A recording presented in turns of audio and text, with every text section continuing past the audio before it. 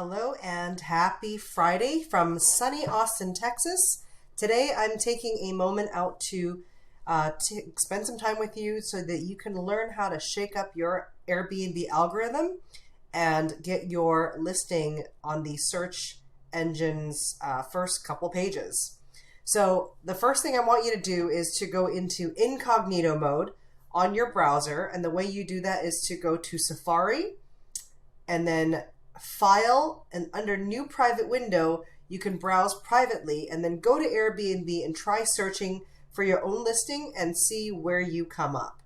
Then, once you've taken note of that, then you can start this lesson.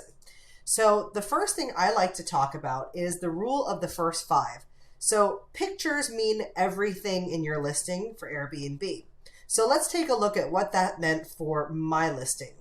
So this is a listing of my property in Leander, Texas.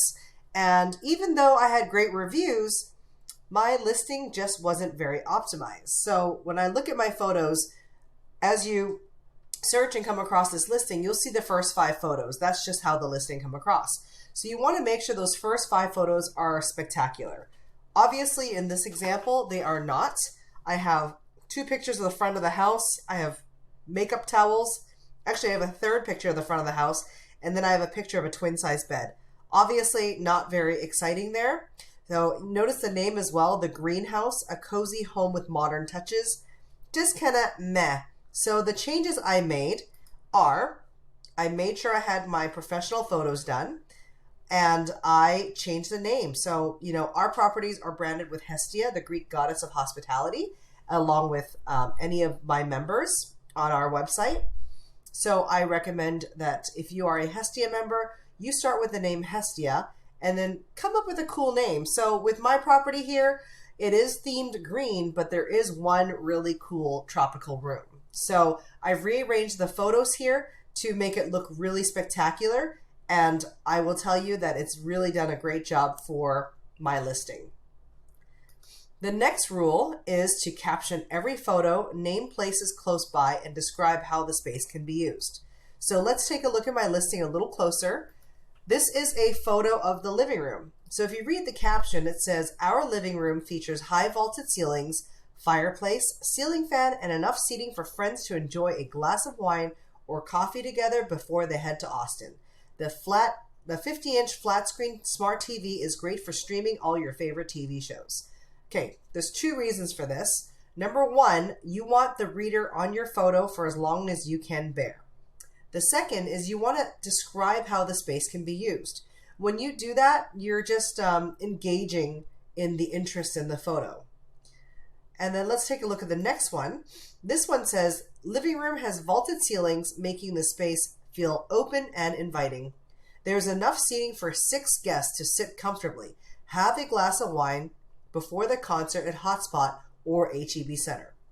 I want you to take note that this property is really close to 2 area attractions. That's the Hotspot, which is kind of like a concert hall, as well as the HEB Center, which has lots of activity with hockey games and Disney on Ice, comedians and concerts and whatnot. When you add these words to your photo caption, it really helps you with linking your photo and your property to an area. So this is teaching Google how to crawl your pictures. So I really want you to make sure that when you're captioning your photos, you're incorporating your local area attractions. The next example is the bedroom. This one says, "Our primary bedroom is so comfortable, you'll never want to get out of bed. Our king-size bed is the world-famous Simmons Beauty Rest and big fluffy pillows and a cozy duvet. Extra blankets are always available." What this does is just, having those big words really just makes it really attractive so that they know what they're going to get. Simmons Beauty Rest, that is a world famous brand. So I thought, why not incorporate it? So if you have a good brand of bedding, maybe you have a Tempur-Pedic or something, fancy or whatnot, then definitely try to incorporate that into your listing features. Now, update your profile photo. So I've actually updated my profile with a picture of me, obviously, and I use keywords. So some of the things that I include are, in Austin, we have South by Southwest, we have the ACL, We have Formula One.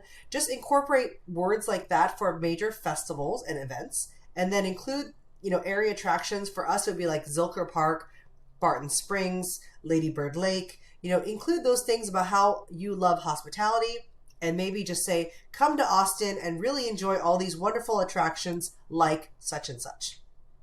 Number 5, boost your listing. And don't do this in those big Facebook groups. Just do this amongst your friends. Is ask your friends to look at the pictures in your listing and ask them to tell you what photo number 21 represents. What this does is you're using a small group of friends to do this, and so you're not like crazy, frustrating the algorithm.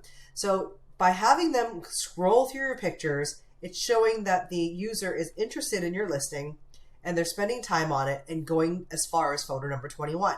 When they come back and tell you what photo 21 is, it just tells you that they actually looked at the listing and engaged in the activity. Number 6, less is more. Please don't put more than 30 photos. You don't need to have 6 pictures of your living room space. 1 or 2 photos that captures the entire area is good enough. Number 7, I cannot stress this enough. Professional photos had made a huge difference in my listing. Definitely do not skimp on that. I've noticed that there's really 2 different kinds of photo styles. In this particular one, I have sort of a dark and stormy, whereas other people like to do some really light and bright, airy photos. The choice is up to you. Both of them work really well. I just thought that this dark and stormy style worked really great with this color scheme. Number 8, again, super engaging and descriptive listings. The longer the person that reads, the better. Number 9, when you get inquiries, make sure you're responding to these messages within an hour, preferably right away, but up to 24 hours, because Airbnb loves to have responsive hosts. Finally, if none of these work and your listing is completely dead, then I would go into Airbnb and snooze your listing for 24 hours. Let it snooze and then relist it and then see what happens. So all these changes, track your progress over 5 days and see how your listing comes up over time. I've done this after this particular property was booked for 4 months. I was worried that it was completely dead and I had to shake up the algorithm. The first time I looked up this listing, I was on page 9. By the 5th day after I made all these changes, I was already on page 1. So I encourage you to give that a try and let me know if you get great results. Thanks and have a great day.